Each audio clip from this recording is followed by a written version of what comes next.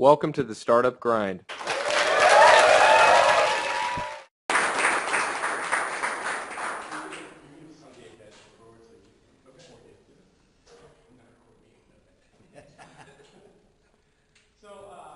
I want to thank you, and I guess tell the audience that I called you, I sent you an email like maybe at 10 and you said, yeah, I thought you were a long shot, but here you are.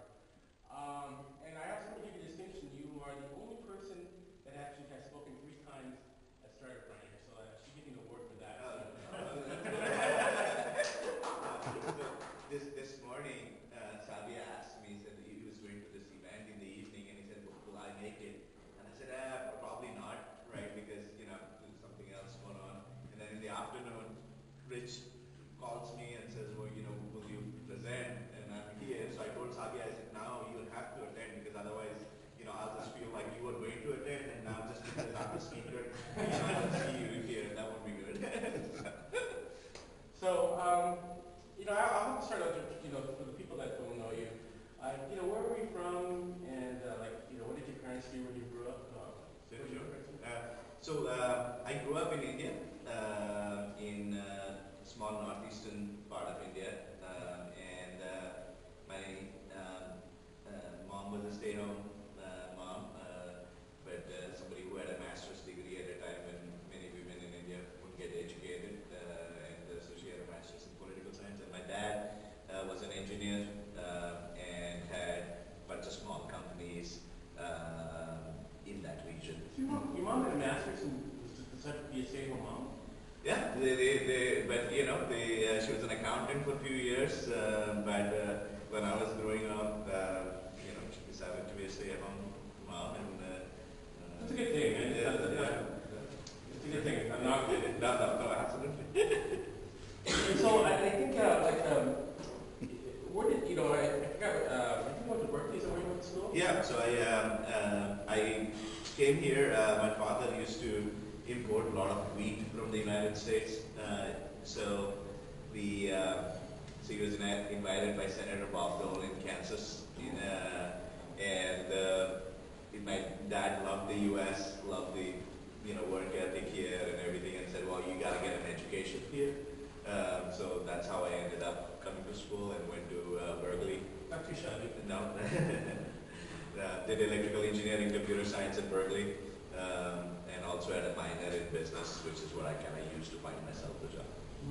I think what was your first job at? So it was an auditing company called Pricewaterhouse, and I was in their consulting division for Pricewaterhouse. And actually that's what brought me to Folsom. They sent me here on an engagement at Income in Folsom, and when my wife and I came to Folsom, we really loved it and said, well, this is maybe where we want to make home. And, so I've been in the Sacramento region pretty much ever since. So 25 years now. Folsom just recently got the best place to raise a family. Yeah, I saw that, and it's very impressive. So I live in Folsom, so cheers to that. So, and I guess your first company you started was Sparta. Tell me, how did how did you come to launching Sparta? Yeah, sure. So after Pricewaterhouse, I worked for a company called Rapidyne. And Rapidyne was about 25 million in revenue when I joined them. Soon over time, the division I was leading kind of outgrew the rest of the company. And so I had an opportunity to lead Rapidyne. We eventually scaled Rapidyne to, at its high point, to 300 million in revenue, from 25. Had 2,000 employees here in the U.S. and all of that, and I got to run Rapidyne. So once Rapidyne was sold, one of the things that happened with Rapidyne was our employer and my boss, he was very generous with me. So I started, earning more and more equity. But when it came to equity, he wasn't as generous with the rest of the employee population. We always were great paymasters, but not from an equity standpoint. So when Rapidyne got sold, there was tremendous joy for 10 or 15 people. but considering we have 2,000 employees, it wasn't the greatest thing for the rest of the employees and everything else. So when I started Sparta Consulting, which was right after Rapid, my whole intent was to ensure that employees were a very big part of the ownership, and I let employees invest in the company at the same price that I invested in. So before you go, Yeah. what is Sparta Consulting? Yeah, so Sparta Consulting is an SAP services firm. We used to do SAP consulting services, sell SAP products, and do everything around SAP. And SAP is a competitor to Oracle. It's an ERP company. So that's what Sparta Consulting is to do. Okay. So were your engineers here, or was it offshore or a mixture? So the Sparta Consulting, when it was sold, eventually was 500 employees here and about 1,000 employees in India. Okay. So, it's a very competitive field. So what made Sparta successful? Great question. So that is exactly it, is that from an employee standpoint, I let employees kind of invest in the company, let them buy shares into it. So I knew we needed $7 million to get this really going. So we let employees kind of invest in this, and I wasn't very VC savvy or any of that. To me, the whole idea was we needed to raise that $7 million, and I wanted employees to be rewarded for it. So I basically had this that, well, if the employees come up with 1 million, I'll come up with the remaining, and if the employees come up with 4 million, they'll own 4 million out of 7, right? So eventually, what was interesting was I ended up owning less than 25% of the company in Sparta, and the employees owned close to 75% of the So how company. much did you raise? $7 million to the Just the employees. employees? Yeah, well, so 75% of that. Wow. Right. And what was amazing about that? Were a lot of these employees that you knew from Rapid? So some of them were. Some of them had heard of the success we had had at Rapid, and that's why they were there. Some were actually Rapid employees. Some of the core team members were people that worked with me at Rapid. The people that were just very comfortable working for me, and actually took huge hits to come to work for Sparta. Oh, really? Yeah, we're talking about 15% of their compensation that they were making. Wow. Not a 15% cut. They were making 15% in the new setup, so 85% cut on compensations to come and be part of Sparta. So, in terms of the success, I think part of it is you said that they have equity in it. But what other things, other factors do you think made Sparta successful?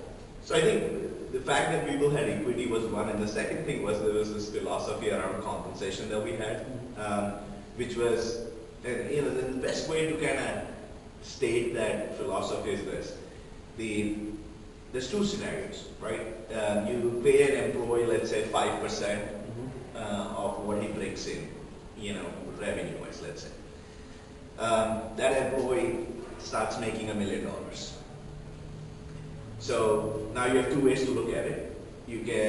First way you look at it is you say, well, for $1 million, I could hire 5 employees, each making $200,000, and they would probably be more productive than that one person, right? That's one way. And the second way is you look at that and say, well, I hope he makes 10 million because the company will make 20 million on him, right? Was this like a salesperson? Or? Yeah, so a salesperson, a delivery person, we should compensate everybody based on the gross profits of the engagement. So even the recruiter involved, even the delivery person, the salesperson was all compensated based on that percentage. And the idea was that everybody was tied to one goal, which is make engagements profitable, and were rewarded for it. So I think that when we were getting acquired, when Rapid was getting acquired, one of the very large services firms, they were interviewing me and they said, Lokesh, every year there are 5 or 6 people that make more money than you do, and it keeps changing. how do we deal with this in the compensation structure at our big, firm and everything else? I mean, people are making some crazy amounts of money, and it's not the same people over and over again, right?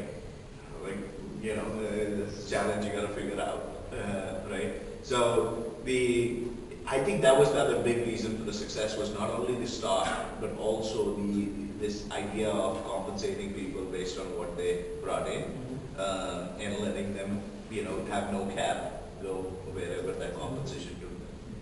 Did you have during your time as part, did you have any near-death experiences? Oh, several times. Any startup, a lot of times, a lot of days, we would go like, why in the world are we doing this, right? And I mean, that is, Sparta had fewer of those experiences than a typical startup, but we did have few where we just would raise money. Like one case, we grew from 0 to 25 million in revenue in 2 years. And we tried to raise money here in Sacramento. And we very soon realized there isn't much of a VC ecosystem around here. Every time you wanted to raise money, you had to go to the Bay. When you go to the Bay VC says, well, would you consider relocating here? And the answer is no. So, now you are kind of second tier on getting the money.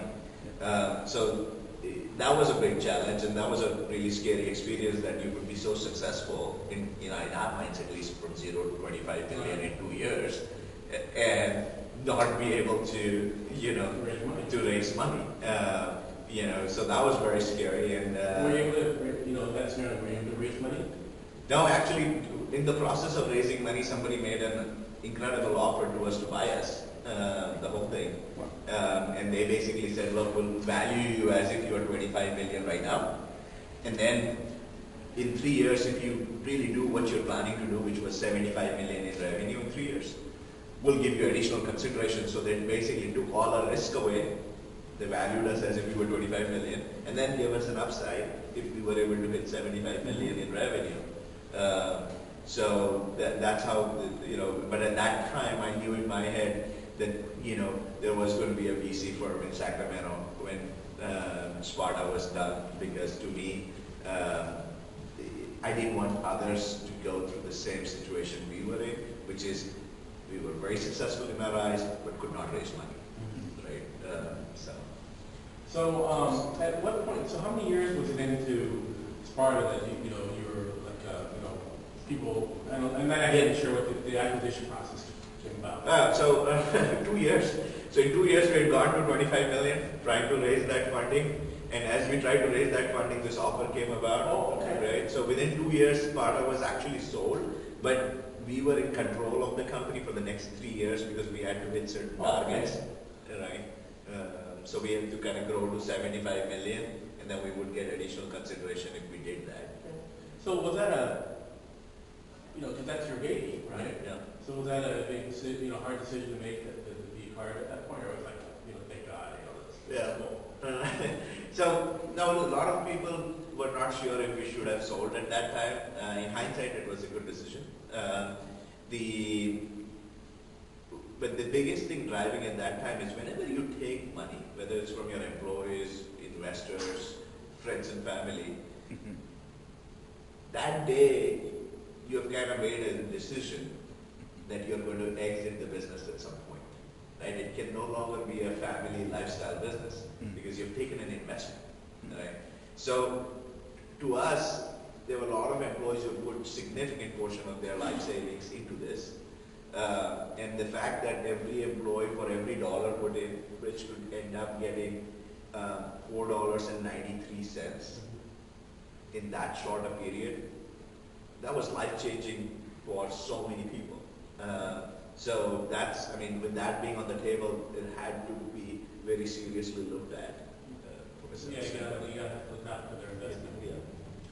So what made, I think you already told a little bit of the story. So, you left, Sparta got acquired, but are they still exposing? Yeah, they are. So the company that acquired them, KPIT Cummins, they basically consolidated around Sparta, so a lot of their operations, etc. A lot of folks. Okay. Do they still consult with you, or you check it No, out? no, yeah, I mean, I have a lot of people from Sparta are investors in Mananda. Oh, okay. So, yeah, no, I mean, they're very much part of us and the ecosystem. Okay. And they are also a lot of the same people I draw on from an expertise standpoint every now and then. And so, yeah, no, that connect is very strong. Okay. So I think you sort of explained a little bit what, you went from being an entrepreneur to a VC. Tell me about love. I think I know you sort of said why, but you Yeah, and the one was the Sacramento business, right? Right. They're not seeing enough VC and saying, okay, can we do this? The other was my father. My father was like, he really felt like the lifestyle I was leading as an entrepreneur, he felt like that was not sustainable over a long period of time. So his perspective was that this travel that you do, because I used to literally be, traveling 15, 16 days a month on like 15, 16 different flights, round trip flights.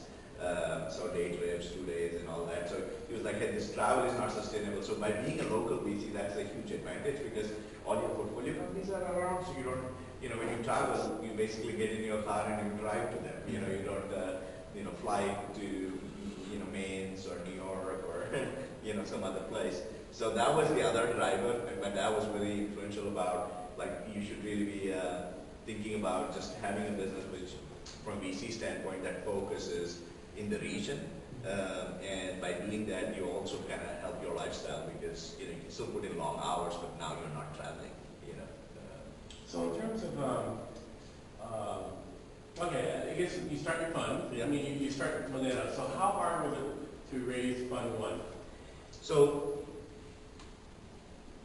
we were trying to raise $10 million, and we told everybody we will, the partners who are running the fund will invest 10% of the fund themselves. Which is a small fund, $10 million raised. Within like 2 months, we raised $19 million. Right? Because everybody that made $4.93 on a dollar suddenly was like, well, if I invest two back, I'm kind of playing with house money at some point. And so the idea was we got 19 million very quickly. Then I kind of turned around and I said, well, you know what? We really need people from Sacramento investing in the fund. So let me go and try to raise in Sacramento. And that process took a whole lot of time and a whole lot of effort, a lot of no's. And so from 19 million to 25 million, which was our cap, that was a hard process because people said, well, the VC thing in Sacramento probably doesn't work.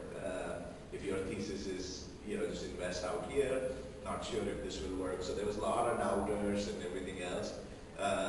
And so raising that 19 to 25 was a lot more difficult than raising the first 19. So how did, now that so fund one is closed. Yes. And you all investors. Yeah. How did fund one do? So fund one, actually, so when we started out, our issue was managing expectations, right? Because people had made $4.93 on their dollar. So we wanted to make sure people, if they made $2.50 for a dollar, they didn't go, hey, what happened? You guys failed, right? So we didn't want to kind of set that up. So we told people that we are targeting 16.8% returns per year. If that was good enough for them, then they should invest. If it wasn't, then this wasn't the investment for them. So 16.8% was our target. We are currently tracking a little bit over 20. For fund one, so 20% IRR for fund one will probably end up somewhere between 2 times to 3 times the money for the investors. And so, we beat what we targeted. Who were the superstars in fund one that you think of? So, thanks to somebody in the audience who just asked me that question outside, so now I remember my list of 5 very quickly. I was struggling a little bit with him. But there's a telemedicine company called Telemed2U, based out of Roseville. Did really well. Work Truck Solutions out of Chico, doing really well. Engage3 out of UC Davis, in Davis, doing well there. and then the company we exited out of called MindPickle. That's 4. And then the last one, the one that's doing the best among all our 15 Fund 1 companies, is a company called App Orchid. They basically create artificial intelligence applications for enterprises.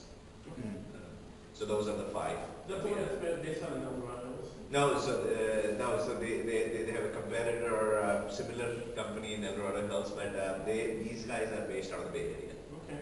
So from Fund 1, was there a thesis? Yeah, so there was 70% of our funds needed to be deployed in the greater Sacramento region, and when we say greater Sacramento, it's all the underserved areas outside the Bay in Northern California, right? So Chico, Davis, Roseville, Folsom, Sacramento itself, all that comes towards that greater Sacramento. So 70% had to be invested there, that was the thesis.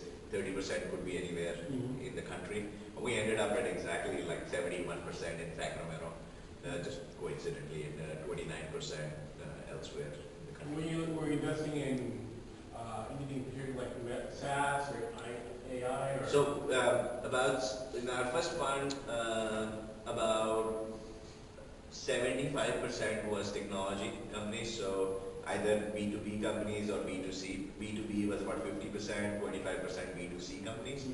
And then another 25% in healthcare. So healthcare services, healthcare technology, and within technology we're very broad.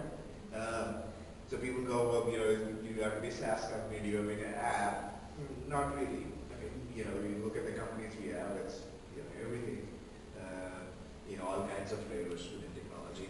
And sometimes I get great arguments for why we had a technology company kind of pitch, but it's like you look at them and you go, wow, this seems like an energy company to me, but but somehow people do a great job of convincing us that it's technology, and it's hard. So we'll look at these companies like that. So you raised how much money? So you raised Fund 2's already been. Yeah, so after Fund 1, so because Fund 1's tracking really well this time around, so this is the interesting part. In first fund, a lot of difficulty raising that $6 million in Sacramento. But one of the last investments that came in Fund 1 was a gentleman by the name of Kevin Nagel. Kevin owns the Sacramento Republic here in town.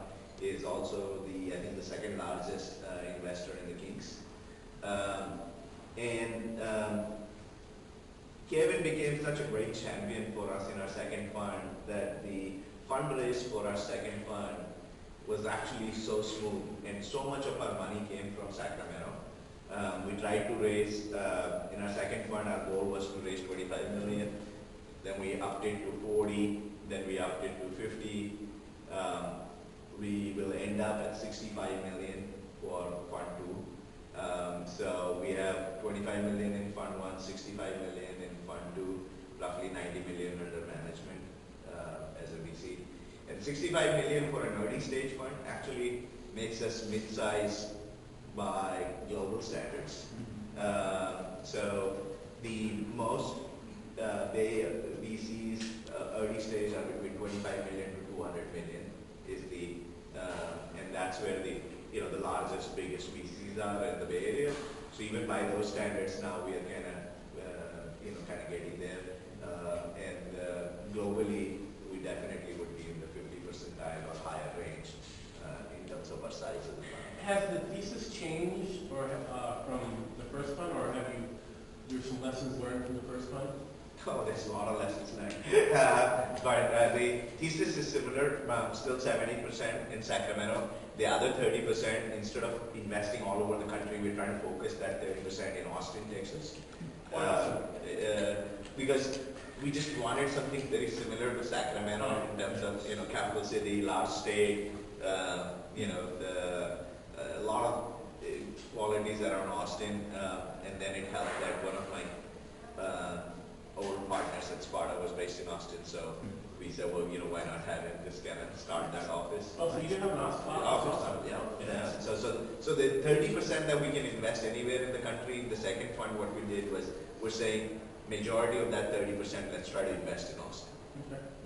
So when you have a fund, do you have like are you trying to spend the money in a certain amount of time, or is it just when you get the right investment, you make the right investment? Yeah, no, I mean, it's, there is a time limit. There is 5 years roughly to make new investments from when we started. And so the 65 million needs to be deployed for the new investments within 5 years. But within the 5 years, you know, we could do all of it year 4, we could do all of it, you know, anytime. But in general, you see enough opportunities that it tends to be periodic anyway, because we find the right investment and we'll make one. Towards the end of the fund, sometimes you have to slow things down, sometimes you have to accelerate, you know, but I mean, right now we are on target and on pace. Of the 65 million, we have deployed 10 million so far. So what were some of the lessons learned that you felt in the first fund? Yeah, so we've been trying really hard to look at our successes and say, okay, what made these companies successful? But when you look at that, we can't find a pattern of what made them successful, but we can see a pattern among the ones that were not successful, right? Those, you know, is a lot more evident and a lot more clearer. So we know what not to do. We don't know what to do, but we do know what not to do in our second fund. So what are some of the red flags that you see? So entrepreneurs who are part-time, entrepreneurs who have multiple businesses. I do these 6 things. You know, these are my 6 companies. That's red flags. The new red flag that we kind of, it came a little bit after analysis. We didn't start out with that as a mindset. Was also entrepreneurs that don't present well, right? In the past, we would invest in them, but you know where it becomes an issue is if they don't present well, that's okay, but they need to have a team that presents well around them.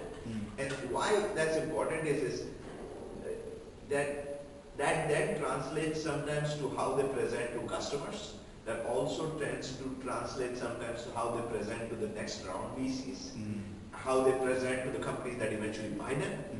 And every place, you know, we end up hand-holding that entrepreneur, right? Because essentially we know they won't present well.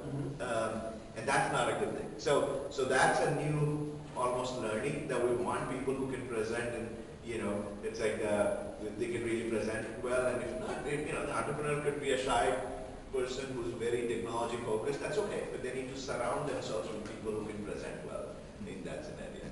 So you know, I've heard this from a few. You know, I think there's I'm going to make your broad generalizations. There's the VC that you know, the Stanford MBA that's never run a business.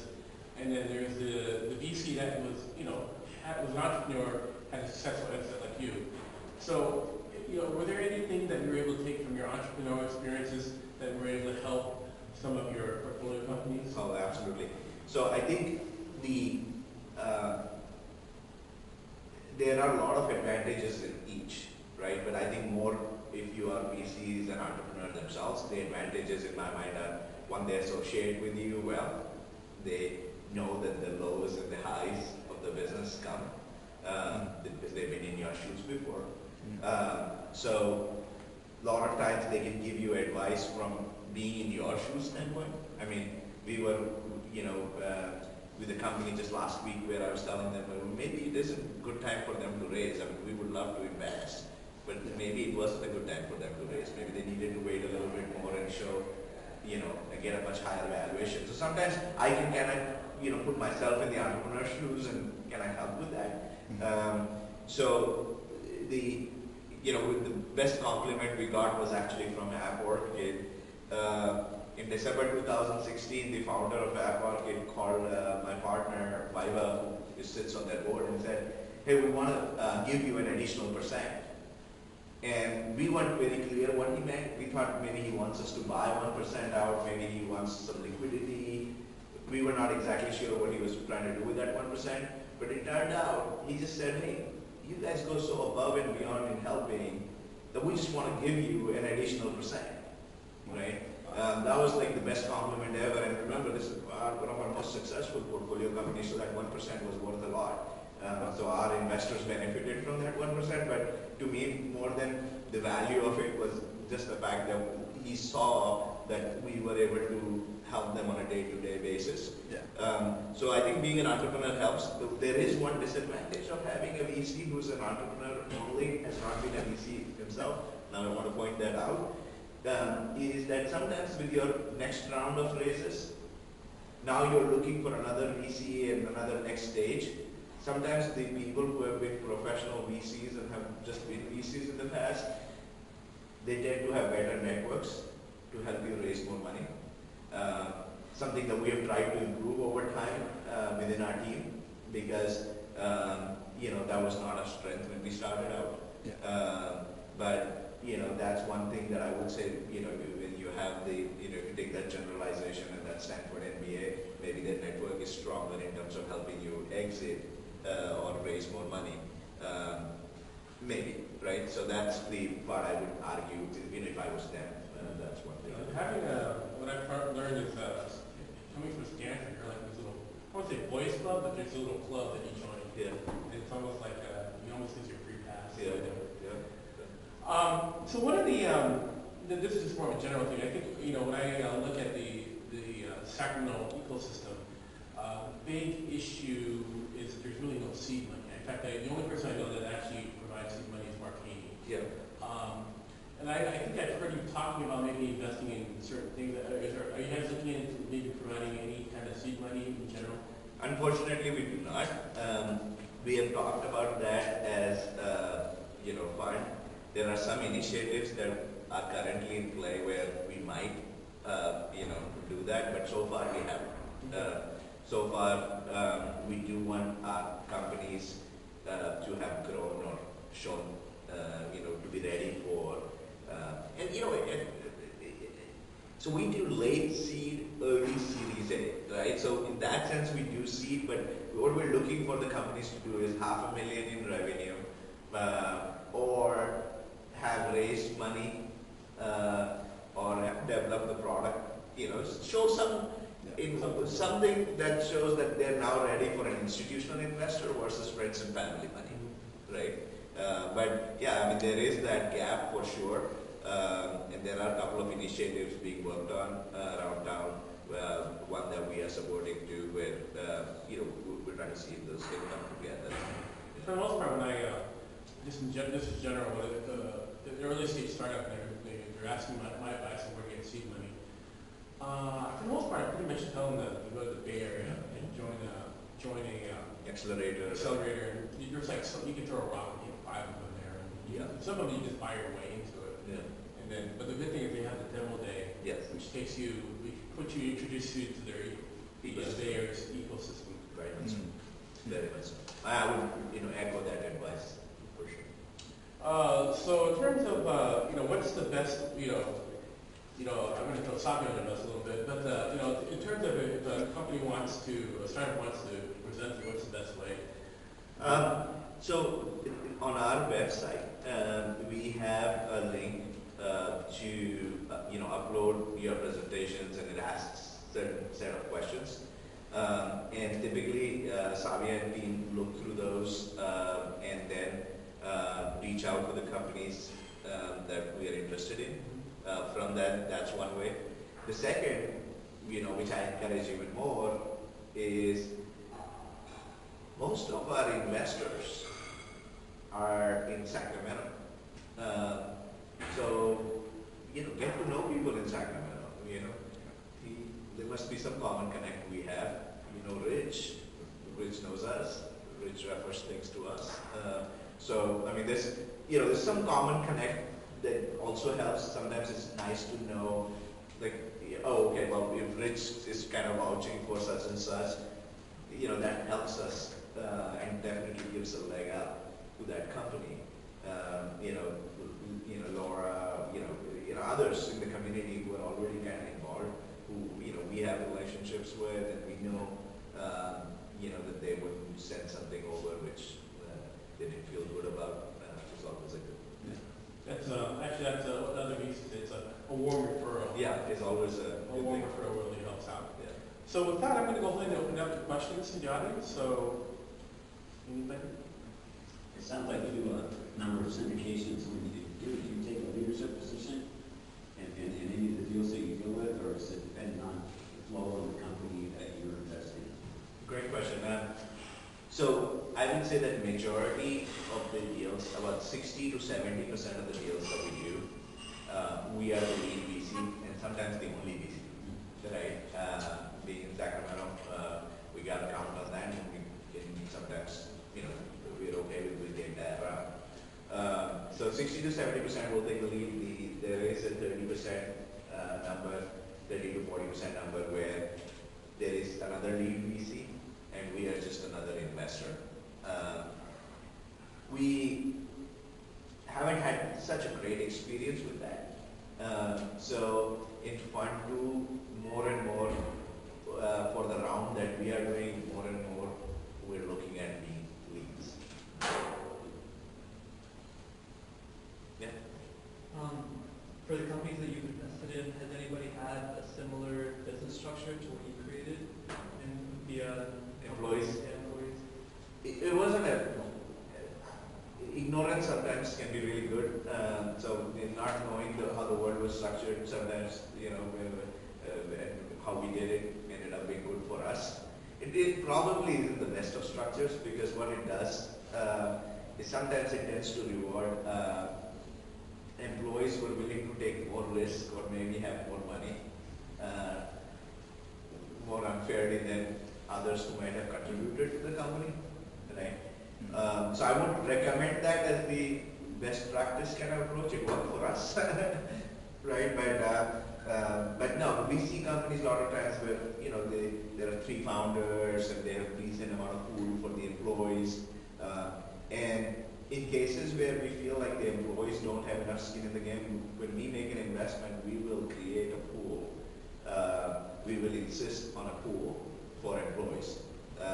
So that happens almost in every deal. There's at least a 10 to 15% pool that we want carved out, reserved for employee stock options. So if the company doesn't have that when we are investing, we carve it out as part of our term sheet. Actually, there's a question I was going to ask. So Fred 1 had again about a 20% return. Mm-hmm. What is the average, I don't know if you know what the average VC return is. So with 20% per year return, we would be somewhere in the 75 percentile. So 25% of the VCs would have done better than us.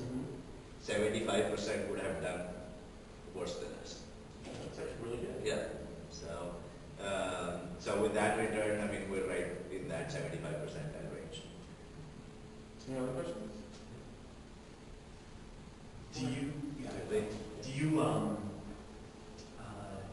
What's the time frame typically from engagement with you to funding?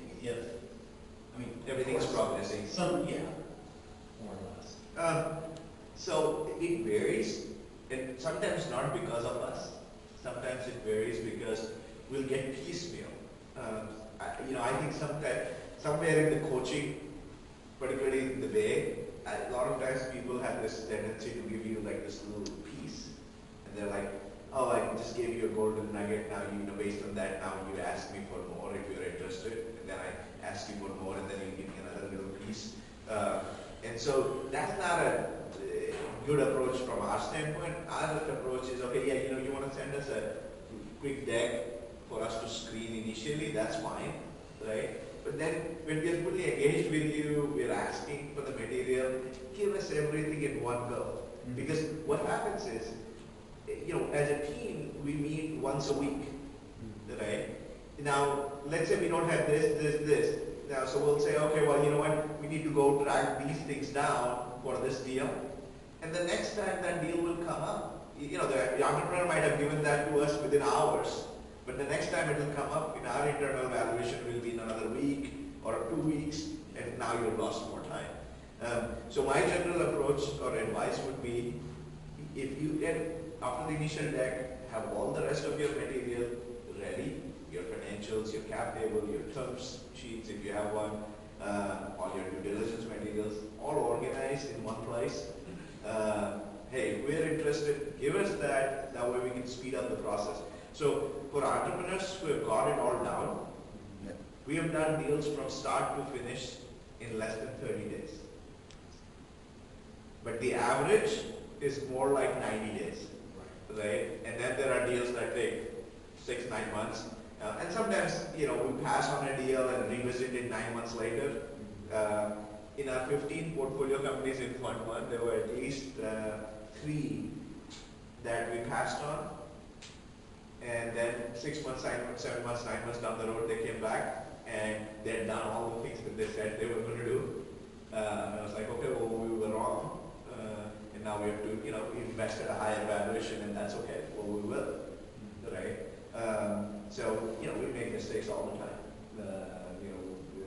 We try our best to predict, which companies will be successful and things like that. But a lot of times we, we'll look at a winner and say, no, it's not there. So lokesh3 was one of those companies. They actually, this was their, we said no to them. A year later, they came back and we compared what they had projected to us. And they were very close to what they had projected to us. And, that was enough for us to, buy into them. Yeah, that's Ken, yeah. So, that near-death experiences that I recall. Yes. So, absolutely, that cycle is, stay engaged with us. A lot of times, majority of the rejects that we have is just like, hey, this is not the right time for us, or because of where you are as a company. We might have been looking at other deals which are better, you just haven't proven it yet, whatever else. So majority of the cases we'll revisit, and so, there's very little of this in Sacramento, but the absolute wrong approach is you get rejected and you go, oh my God, I've never been talking to you guys again, because that's how the VC world works. Is it's not the right time for us, it's not the right place, but that doesn't mean we won't engage again on the next one. Go next. I was wondering, what's the average size of the teams that you're investing in? How many people are there, and what percentage of them are techie? Yeah, it can be as little as 2. The typical size is 5 to 10 employees, but we have invested in 2 people companies. And of the 5 or 10 employee teams, how many of those would be Tech employees. Yeah, tech. It would depend on the business.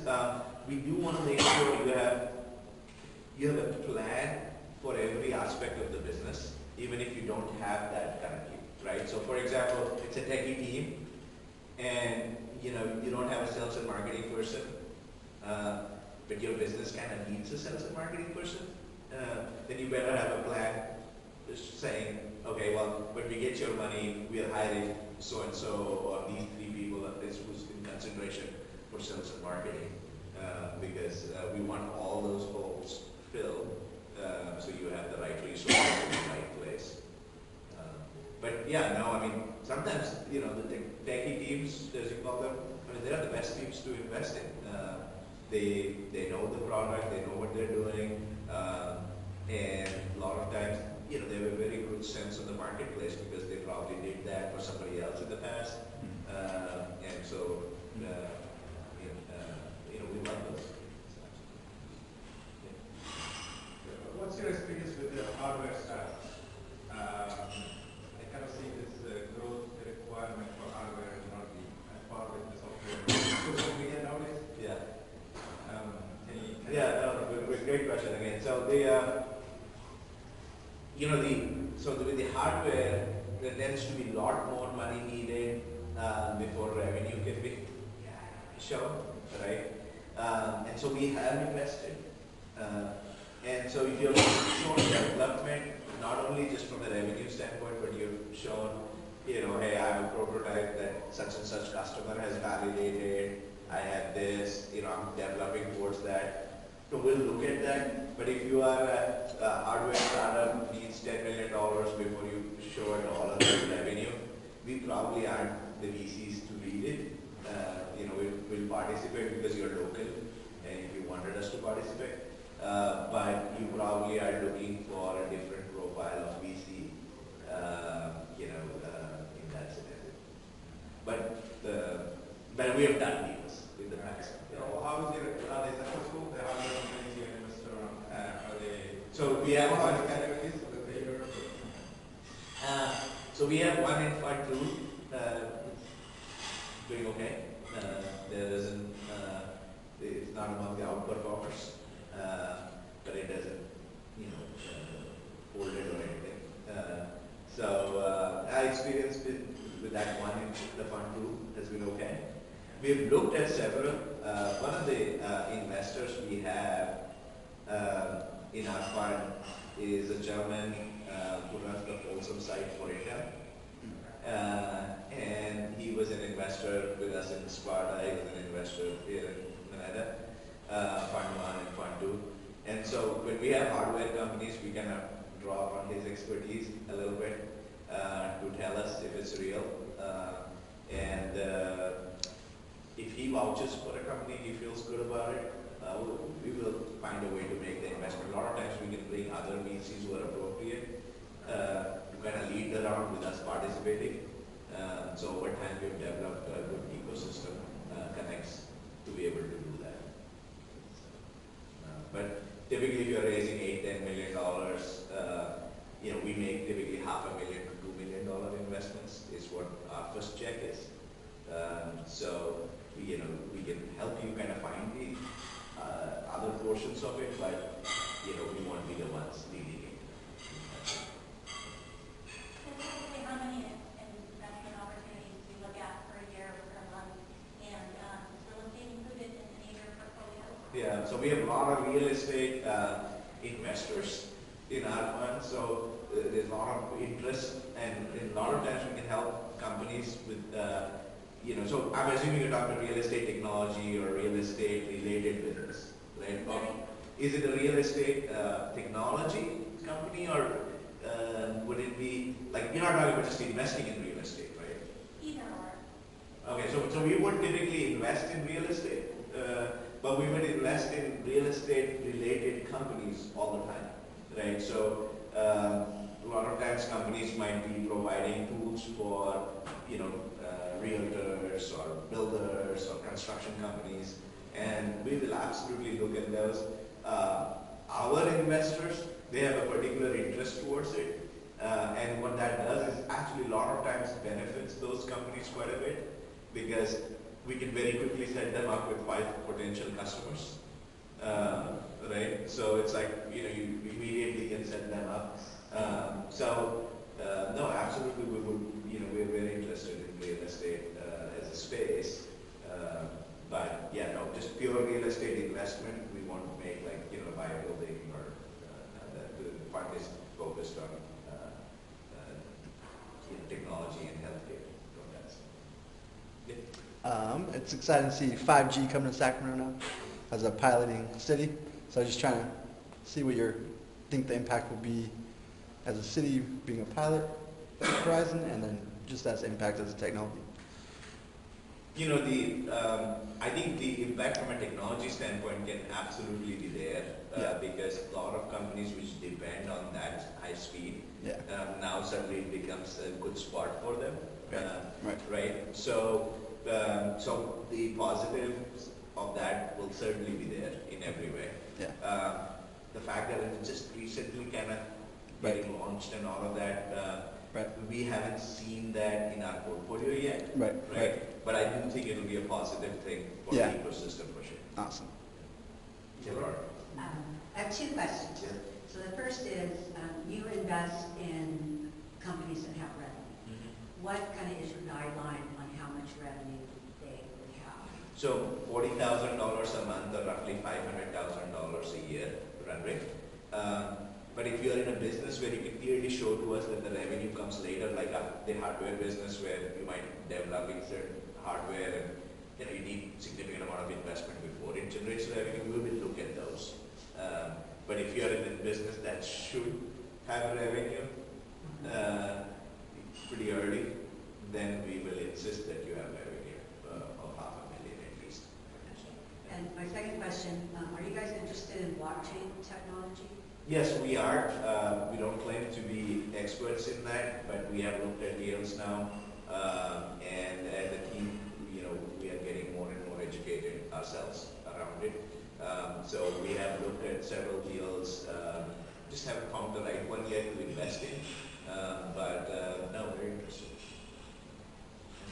I was wondering if there was a target size that each of your companies that you're invested in needs to be able to reach. Like in theory, they could become a billion-dollar company or something like that. Like, Yeah, so that's a a nice question because it really helps kind of disease. In the Bay, most of the VCs are seeking companies where they can be that billion-dollar company and potential and all that. So they're going for the home runs, right? So they're swinging, for the fences every time. Our investor profile is such that, we're kind of like, we take less risk, and that means less rewards, but we like to go for the singles and the doubles all the time, right? So for us, if you can prove that we can 5x our money, we can 5x our money in a 3 to 5 year period, and we feel good about that. Like your number doesn't seem like, oh no, that's not going to happen, right? Like, okay, well, when we become $1 billion in revenue, then you'll make 5 times your money, and we feel like, okay, well, you're not getting $1 billion in revenue, so that would be something that we don't invest in. But in general, if you can convince us that that's realistic, what you're achieving, we will absolutely look at you it. invest $500,000, you get 2.5 back in Yeah. 5 years. Yeah, that's a win. That's a win. Do you have any companies who have a distribution arm and a global basis? So, as entrepreneurs, we've been involved in both the businesses were global in nature. So we used to have customers all over the world and dealt with that. So we have experience dealing with businesses that are global, but in our among our startups, sorry, can you think of any that are? Oh yeah, AppMarket is one that has pretty good global reach, but generally not too many companies there. And because a lot of times what happens is the scaling and the dollars it takes to go into new countries. A lot of times the idea is that, well, we can do this, for the same amount of dollars, we can do so much more revenue here in the US, so why look abroad? But when the entrepreneur is looking abroad, we want to make sure that they have connects to the countries they're looking at, right? It's like, well, India has so many people, or China has so many people, and therefore my product's going to sell in China, and I don't have a China partner. It might not be an argument we buy. Just even from an app standpoint, technology standpoint, make sure. Yeah, absolutely. Absolutely. So whichever, when you're facing the customers, we want to make sure you understand that customer base, right, and have connects to that customer base in some way. Okay. So, other than the given of having revenue, what are some of the things that local startups can do that would make them more ready to present their company to you? Great question. So in general, so now because we see a lot of companies from the Bay too, the Bay companies seem to be a lot better in terms of packaging their presentation, right? Maybe the coaching, other entrepreneurs or whatever else. In Sacramento, we don't do as well a job of that, right? So I would very much recommend, sessions and things that you can attend where it kind of helps you kind of get your pitch right? And also, are they connected to accelerator thing? Yeah, so some of them are accelerators and some of them surrounded by good advisors who kind of look through their deck, I think, and told them that, well, you want to kind of talk about this and you want to talk about this. And the ability to communicate the entire business plan in maybe 10 to 15 slides, right? Not just one aspect of the product.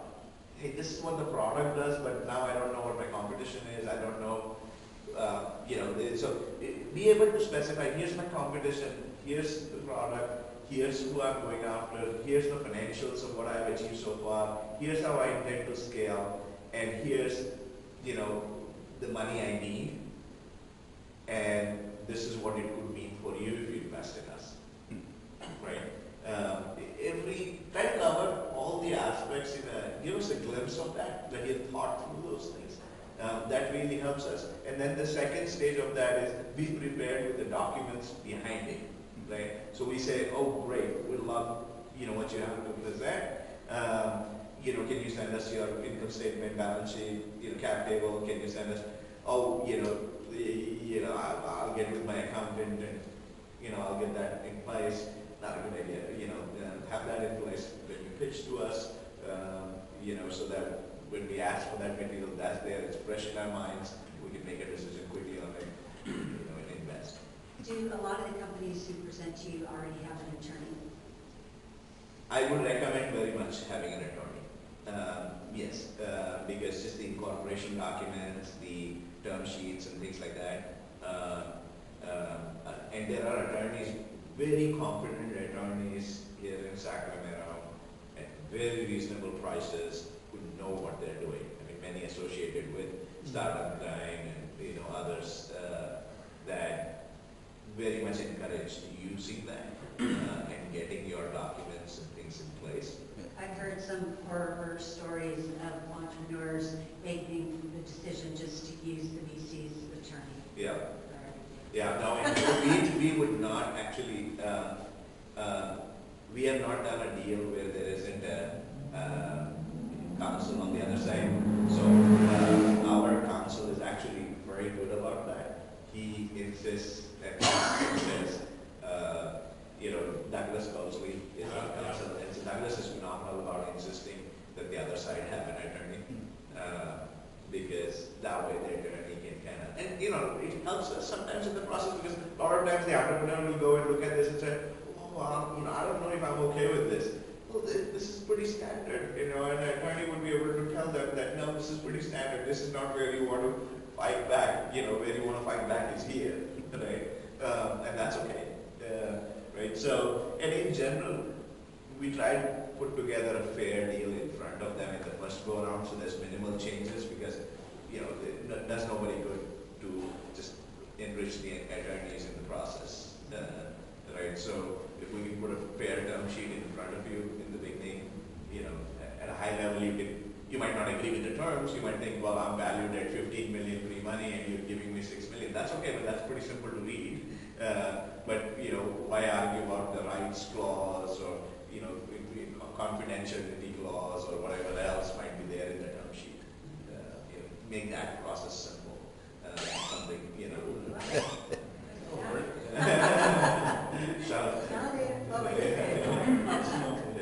Actually, I talked to Lokesh about this. So there's actually some really interesting startups here. So if you guys want, you guys could stand up and give your 30-second pitch to Savia, actually, about what your startup does.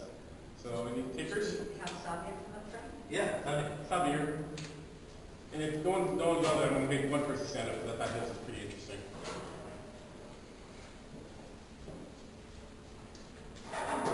Come on down. So who has a company? All right, go ahead. yeah, we'll listen to. We didn't know rush, so if people get late at some point. I'll step back. My name is Vincent Riego. Founder of Quality. Quality deliver organic produce to homes and workplaces that achieve the cost of non-organic produce. And the way I came up with this is starting with a company that I have a few friends of mine, actually Berkeley, right next to UC Berkeley. He's Berkeley too, so we got two Cal guys. Yeah, we deliver organic smoothies there, and we grew so well, we can deliver about 10,000 bottles every month now. That's our company. Now it's started this, and that's what we do. We deliver organic produce to homes and workplaces, at cheaper cost than non-organic produce. Where are you based? Huh? Where are you sourced? Directly from the farmers. We haven't launched it yet. I haven't launched it about a month or two. But directly from farmers in Sacramento. As you know, Sacramento is the farming port capital of America. We also do go into produce, right? So, All right, thank you. Someone else? I'm Bob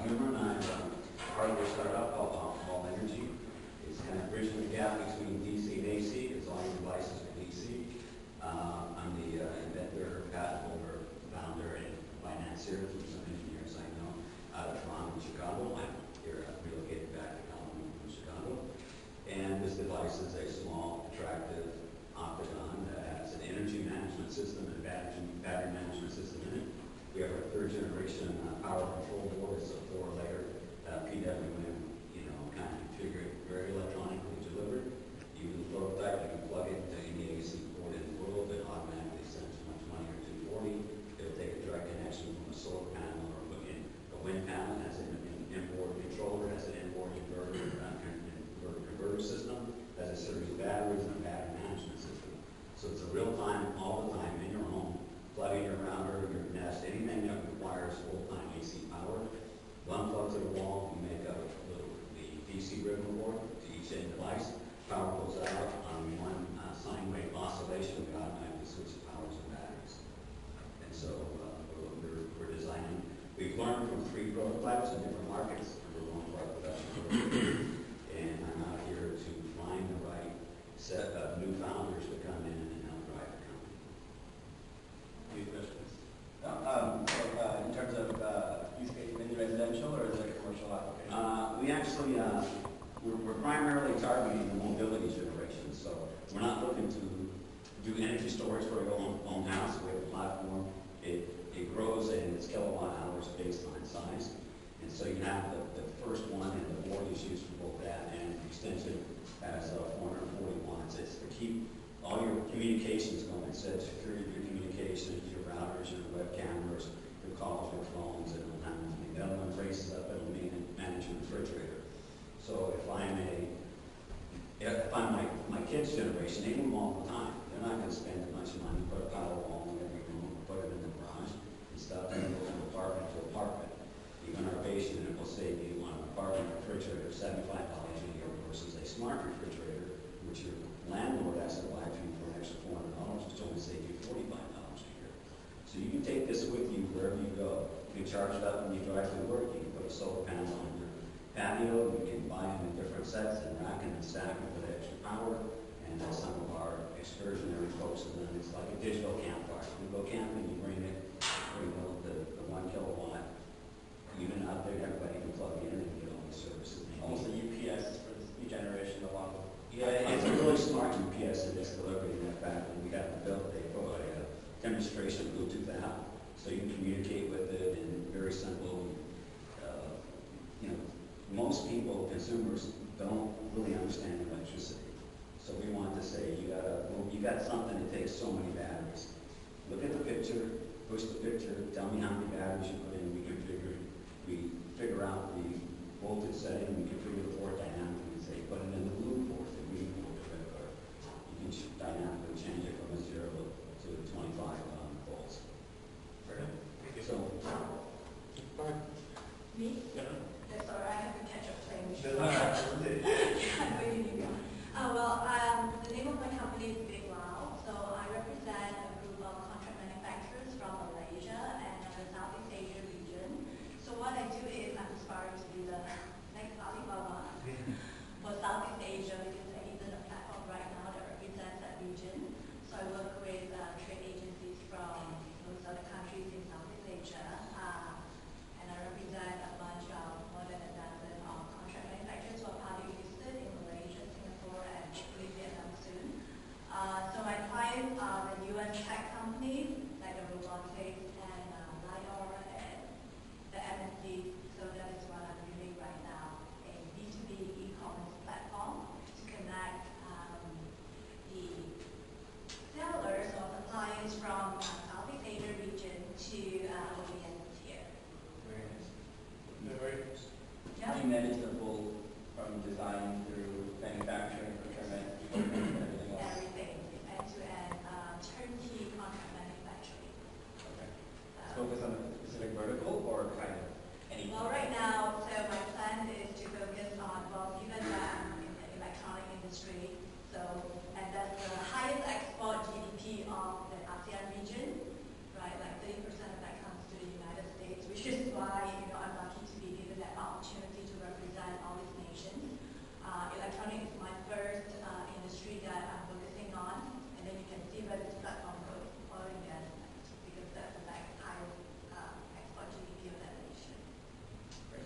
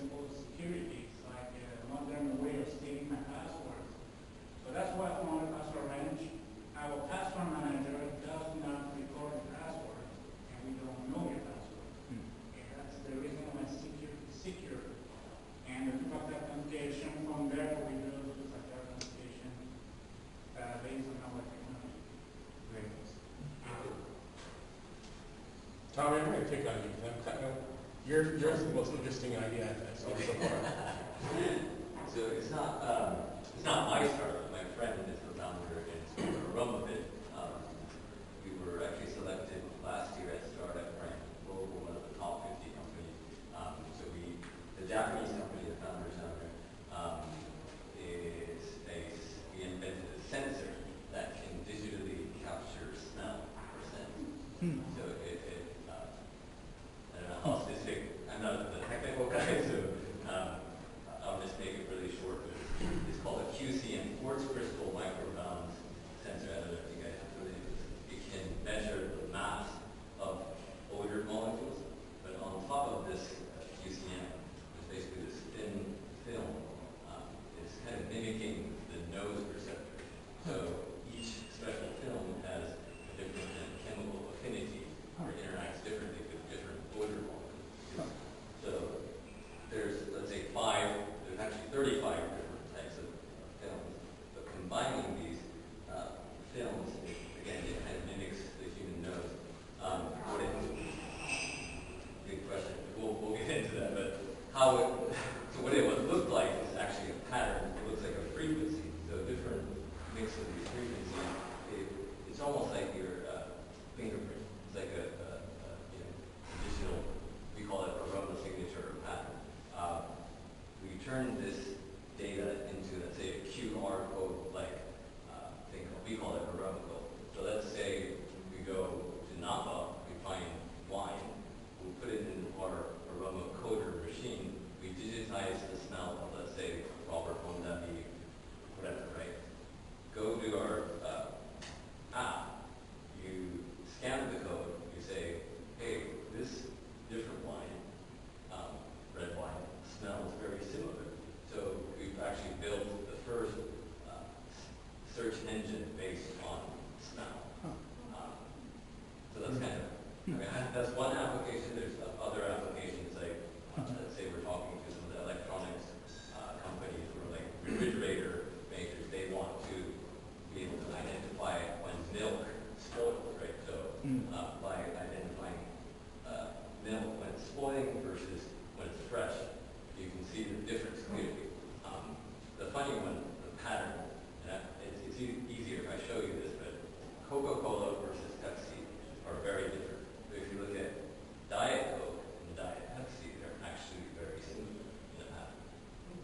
So the theory is the ingredients are probably similar. So that's good. Go ahead. So that's kind of You should put them on like baby diapers or something. It's a chip, or actually, so the code itself is like a label, right? But the actual sensor is a piece of hardware. So that's maybe in the future. Very interesting. Very nice. Very unique. Yeah, that one I had to bring up. Yeah, no, it is very unique. There was a company we looked at, which was could tell you like the feeling of a material, the texture, right? How do you capture that? Same kind of idea. So the applications are many actually. So same idea with aroma. If you did it right, you could actually be, so that. There's actually there's dogs that detect cancer and smell. Yeah. There's just so many different applications. Okay. Anybody else like to finish? Okay.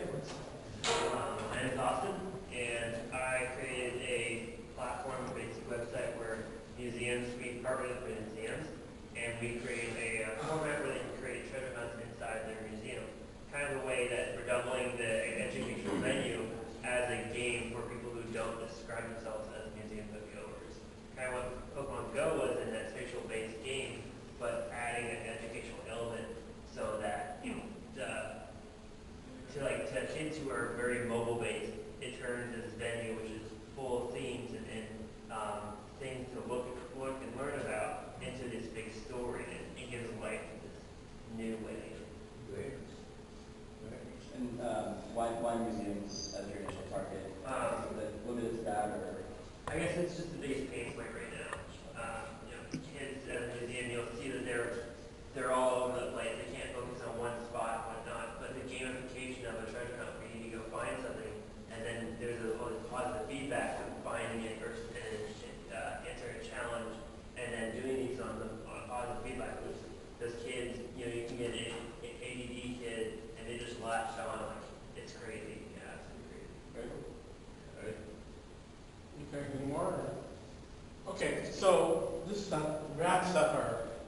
chance. Just kidding.